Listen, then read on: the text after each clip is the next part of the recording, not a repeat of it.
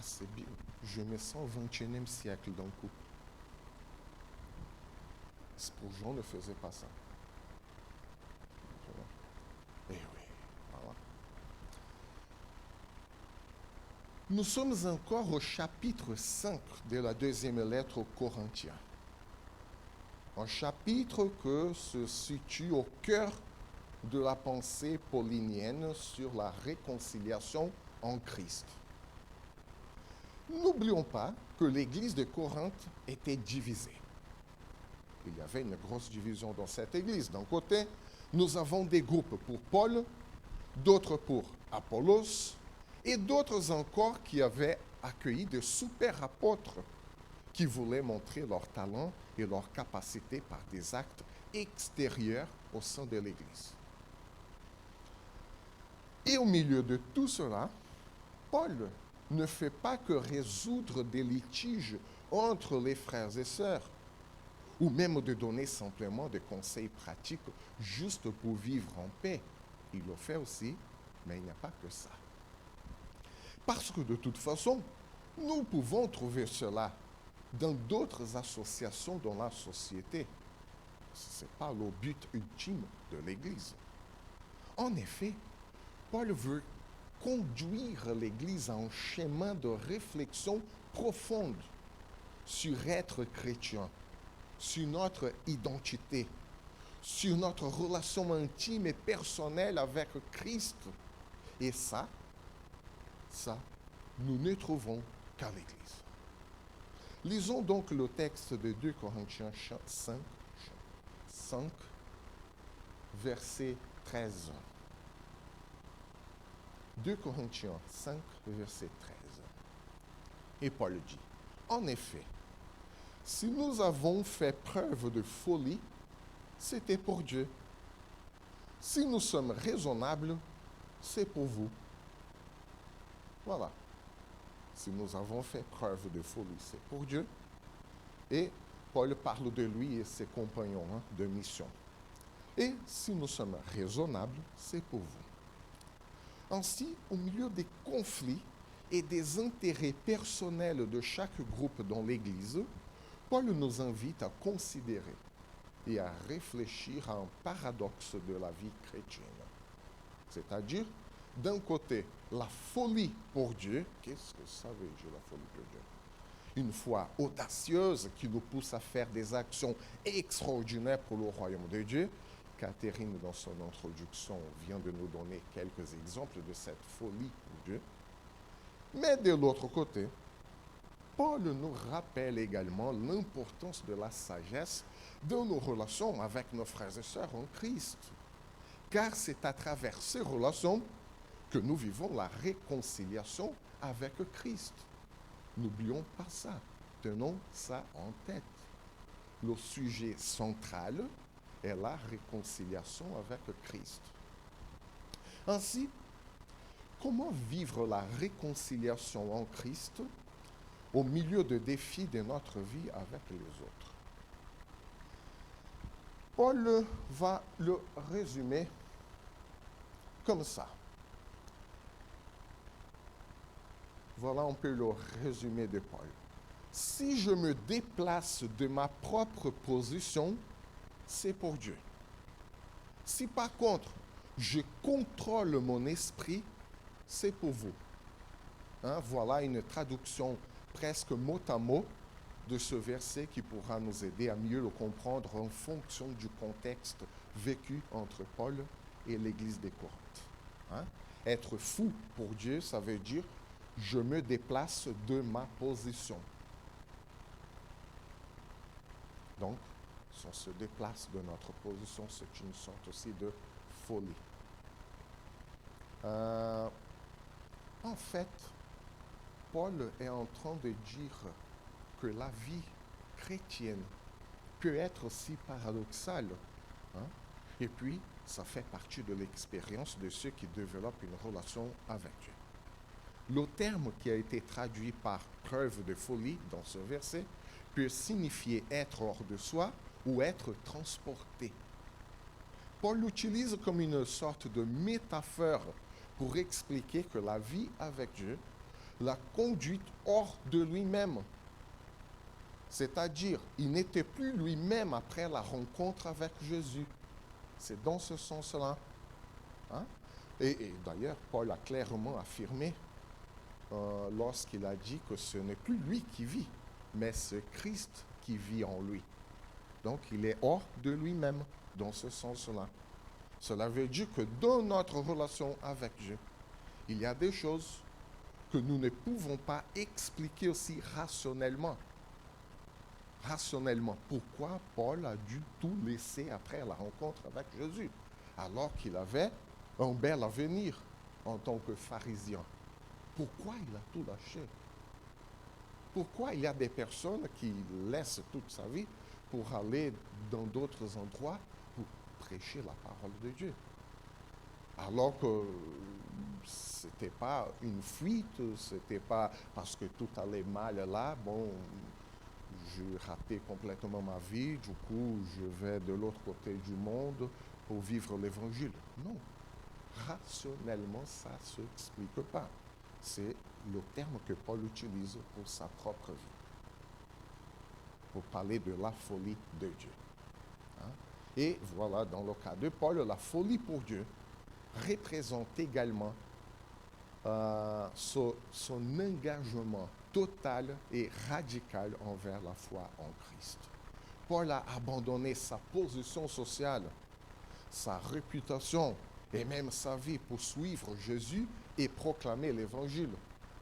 Pour tous ceux qui accompagnent la série The Chosen, on voit bien, et maintenant je suis devenu le marketing guy de cette série. Donc, on voit vraiment combien c'était difficile de tout lâcher pour suivre Jésus. On voit les enjeux sociaux, on voit les enjeux dans la famille, du travail, financier, moral, psychologique. C'était pas facile, je veux suivre Jésus. Non. C'était pas non plus une option religieuse. Je suis pas content dans ma religion, donc je vais chercher une autre religion, une autre spiritualité. On parle beaucoup aujourd'hui de spiritualité. Hein? L'être humain veut quelque chose qui le dépasse. Ah, mais je ne suis pas content dans telle spiritualité. Ça ne m'a pas plu, donc je vais changer. Comme je change de supermarché. Ah non, mais au Carrefour, c'est très cher. Je vais au Intermarché. C'est aussi cher. Donc, du coup, on choisit aujourd'hui une spiritualité en fonction des convenances sociales et ce que nous ressentons. Alors que ce n'est pas ça. Paul ne parle pas de ça. La Bible non plus. Elle parle d'une relation, pas d'un choix de spiritualité. Donc, cette radicalité de Paul pouvait sembler insensée aux yeux du monde. Et pourquoi? Parce que tout ce que nous faisons, nous le faisons pour Dieu et pas pour nous-mêmes. Alors que si nous cherchons une spiritualité, on le fait pour nous. Alors que Jésus nous propose de faire des choses pour lui, pas pour nous. Voilà, ça change. D'ailleurs, tous les apôtres ont vécu cette même expérience d'abandon de choses. De plus, c'est ce que Jésus demande à ses disciples, à tous les disciples, pas qu'aux apôtres. La folie pour Dieu montre que le message de l'Évangile transcende la logique humaine. La rédemption par la foi en Jésus-Christ est un concept qui peut sembler irrationnel, c'est-à-dire la raison ne peut pas tenir compte de tous les aspects de ce que cela signifie. On peut étudier l'hébreu, le grec, faire une étude approfondie, mais il y aura toujours quelque chose qui dépasse la logique humaine. La rédemption, la grâce, l'amour de Dieu pour nous.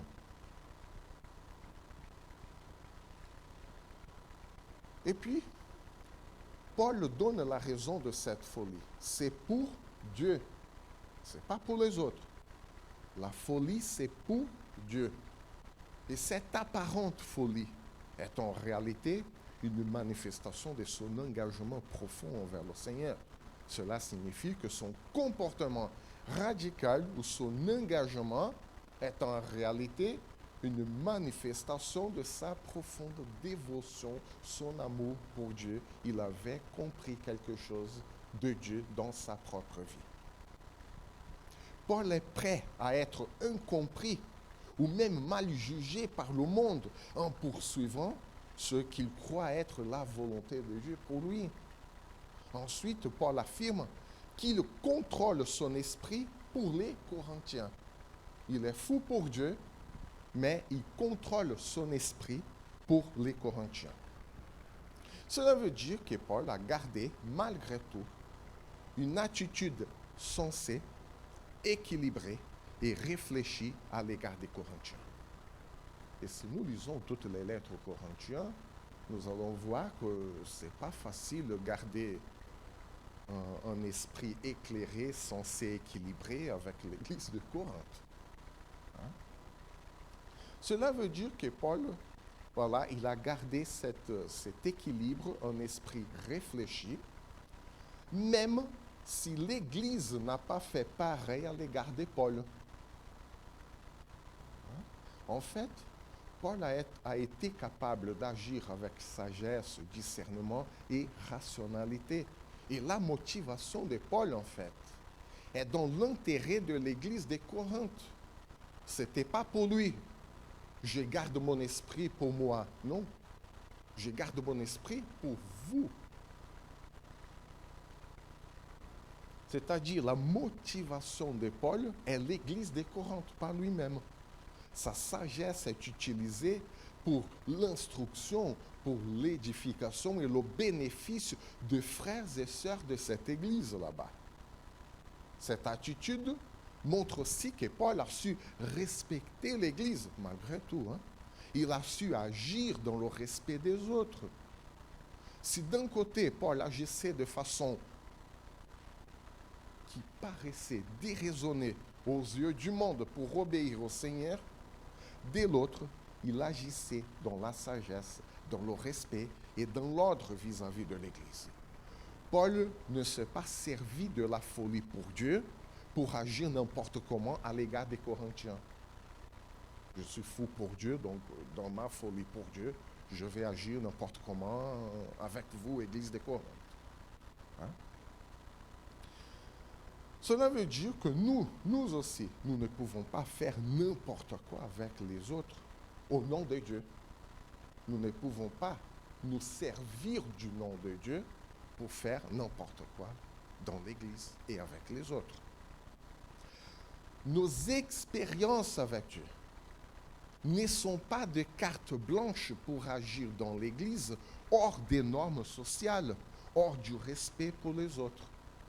Dans ma folie pour Dieu, je vais, parce que Dieu m'a dit que, et du coup, je renverse tout le monde à l'église, je m'en fiche de tout. Non. Non. La folie pour Dieu ne nous donne pas, ce n'est pas une carte blanche. Ah, je suis fou pour Dieu, donc vous allez me comprendre, on va faire là un culte complètement. Non. Non. Il faut respecter l'église, la norme de l'église. Même si on est pasteur, apôtre, missionnaire, peu importe. En effet, ce verset met en évidence une tension. Eh oui, une tension fondamentale dans la vie du chrétien.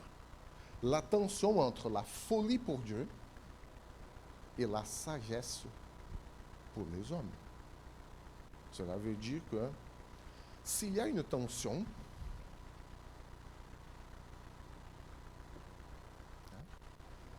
la tension entre folie pour Dieu et la sagesse pour les êtres humains. Comment vivre cette tension et comment comprendre cette tension? Hein? S'il y a une tension, nous ne pouvons pas agir de la même manière partout. Parce que cette tension nous empêche d'agir de la même manière partout. OK? Déjà ça. Il s'agit même d'une loi physique. Pourquoi? Une tension mal appliquée peut déformer quelque chose. Dans la première image, une tension mal appliquée sur un bâtiment a complètement déformé le plafond là. Pourquoi? La tension est mal appliquée. Et le bâtiment a craqué. Tension mal appliquée. Mais une tension bien appliquée peut être utilisée pour évaluer la résistance de quelque chose à une rupture sévère ou même irréparable avant que cela n'arrive. Voilà le cas d'une tension bien appliquée pour voir combien ce verre qui va protéger probablement l'écran d'un téléphone portable, jusqu'où il va sans craquer. Voilà une tension bien appliquée. Une tension bien appliquée peut transmettre de la force. Par exemple, la courroie d'un moteur. Si la courroie n'est pas bien tensionnée, ça ne va pas marcher. Si elle est trop tensionnée, non plus. Voilà le cas d'une tension très bien appliquée qui transmet la force. Évaluation de résistance, transmission d'une force. Une tension bien appliquée peut donner de la stabilité à des structures complexes, telles que les ponts. Voilà une tension bien appliquée. Si une tension est mal appliquée,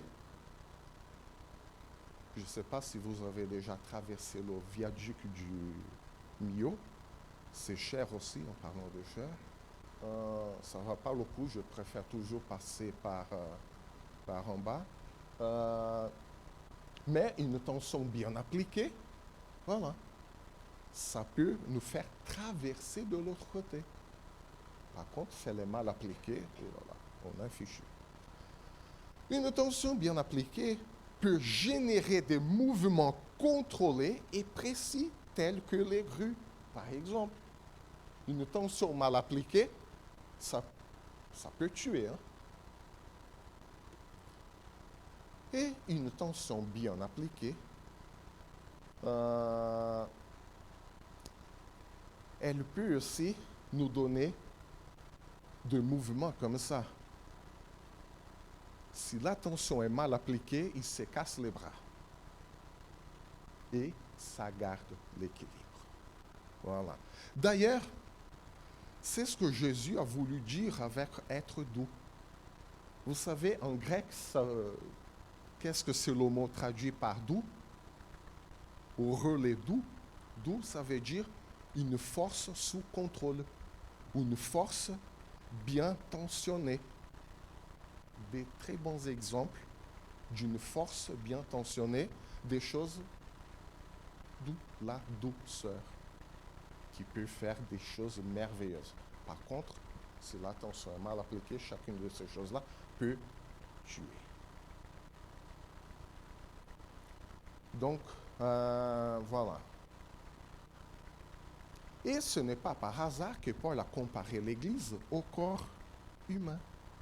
Une tension bien appliquée entre la folie pour Dieu et la sagesse pour les hommes.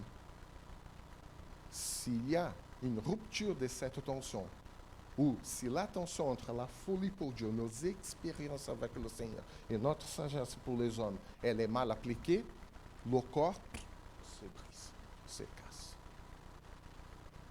Hein? Donc voilà pourquoi Paul aussi a comparé l'Église au corps humain. Hein? Ce qui permet à l'Église de bouger et d'avancer est justement la tension entre notre expérience personnelle avec Dieu, et chacun a ses propres expériences avec lui. Nous ne pouvons pas transmettre notre expérience aux autres, chacun a la sienne. Et la sagesse de vivre, de respecter nos frères et sœurs à l'Église.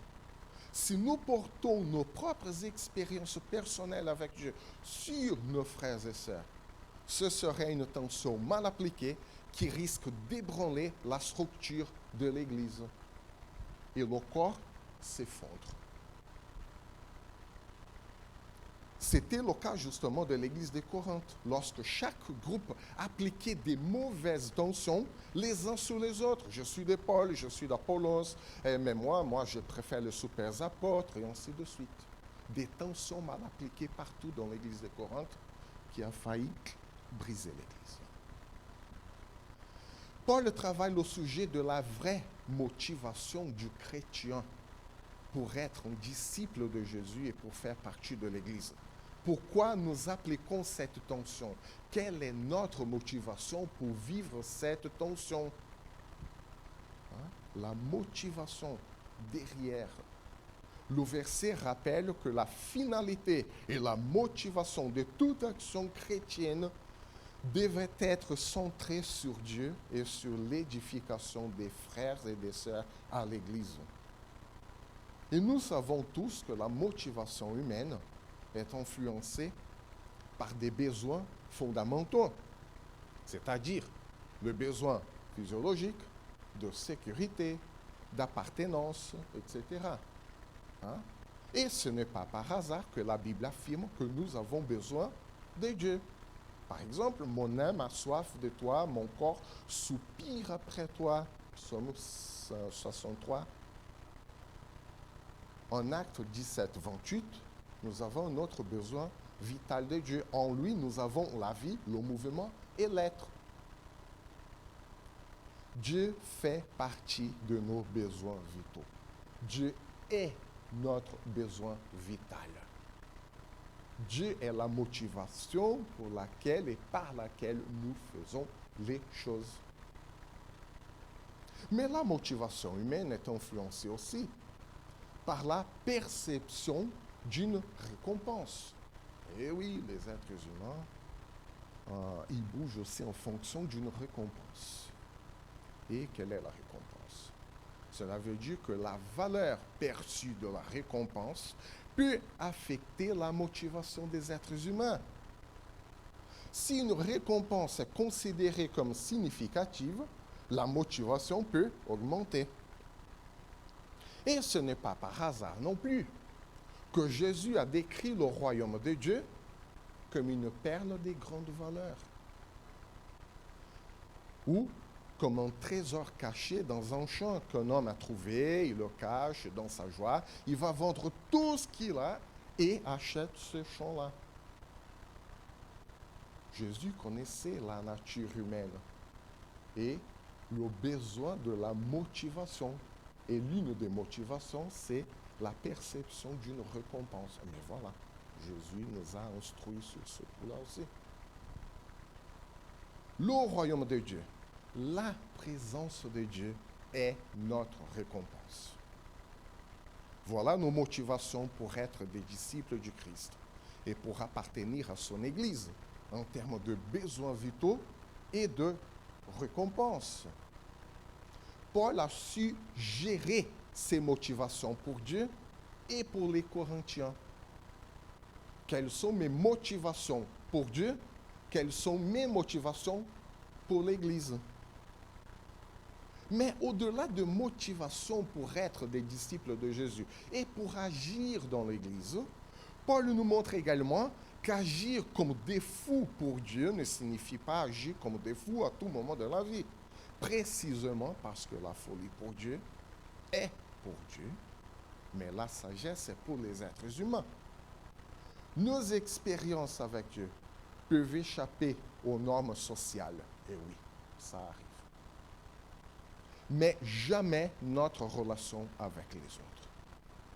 La vie chrétienne n'est pas monolithique, mais elle peut exiger des réponses variées et adaptées. Il faut s'adapter, il faut s'ajuster. La folie pour Dieu nous mène à l'humilité et à la confiance en Dieu, plutôt qu'à la confiance dans nos propres capacités ou dans les normes culturelles. Par exemple, la prédication de l'Évangile. Il faut prêcher l'évangile, même si parfois nous trouvons un peu limité, mais il faut continuer. Parce que notre expérience de partager l'évangile échappe aux normes culturelles. Après tout, Dieu est au-delà des normes culturelles. Mais la sagesse pour les êtres humains nous encourage à bien planifier soigneusement la gestion responsable de ressources et des dons à l'Église. Voilà l'équilibre. Des décisions que nous prenons ensemble doivent être basées sur une compréhension équilibrée des circonstances, là où l'Église se trouve, et qui favorisent la compassion et le respect envers les autres. Nous avons vécu ce moment dimanche dernier, par exemple. Nous étions là, tous ensemble. On a tenu compte du contexte, des besoins, des dons, des possibilités. On a réfléchi ensemble dans toute la sagesse et chacun avec ses expériences avec Dieu. C'est un très bon exemple pour moi, ce qu'on a vécu dimanche dernier ici dans notre église.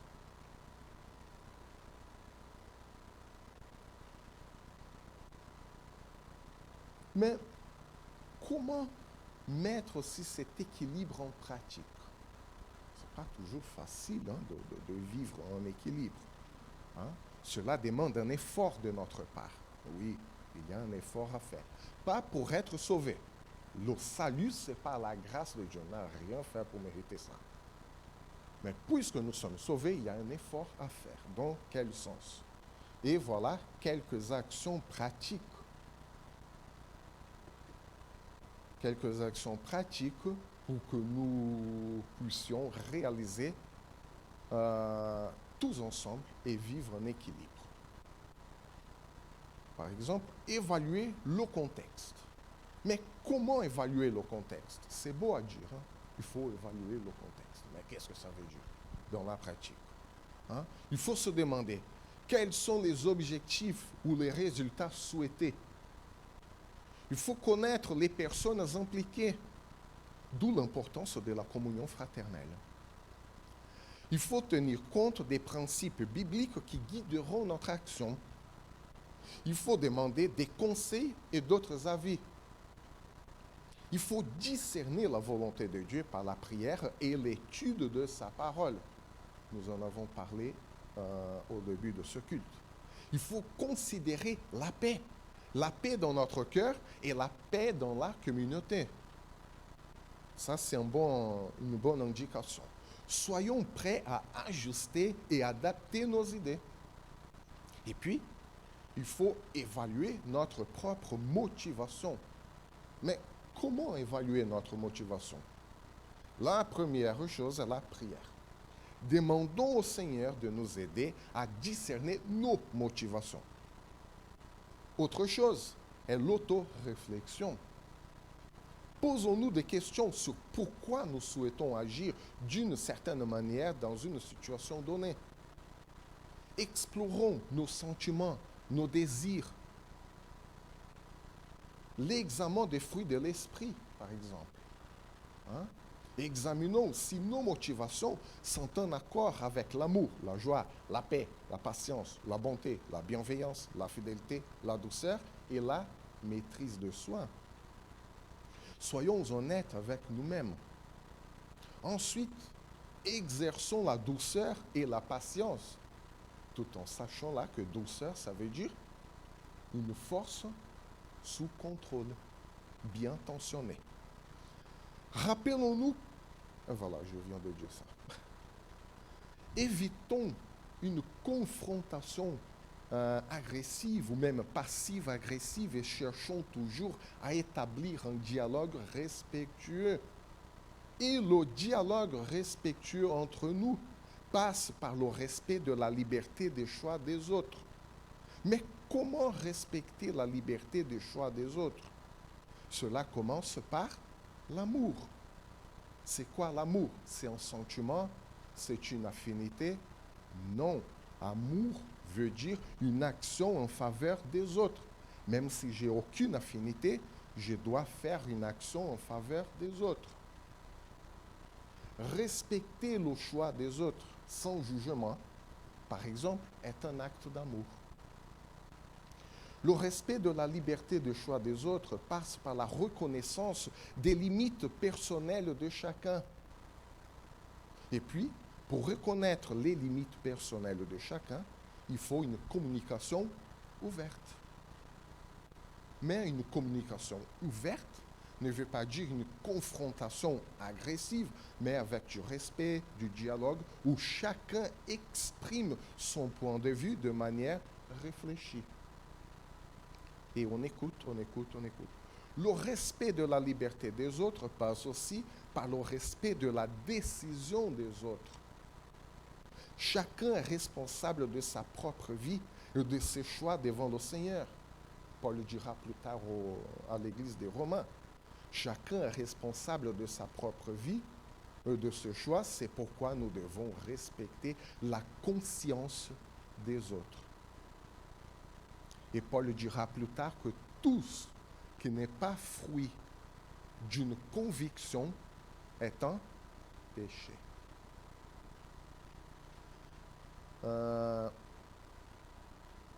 Et nous ne sommes pas parfaits, bien évidemment. Ça ne va pas marcher toujours. Waouh, quelle merveille. Non, il y aura des étincelles, il y aura des conflits, oui. Ainsi, dans le respect du choix des autres, il faut également compter sur la compassion et le pardon, toujours envisageant l'unité, même lorsque des accords surviennent. Donc, voilà, une force sous tension, une force bien tensionnée qui génère la vie.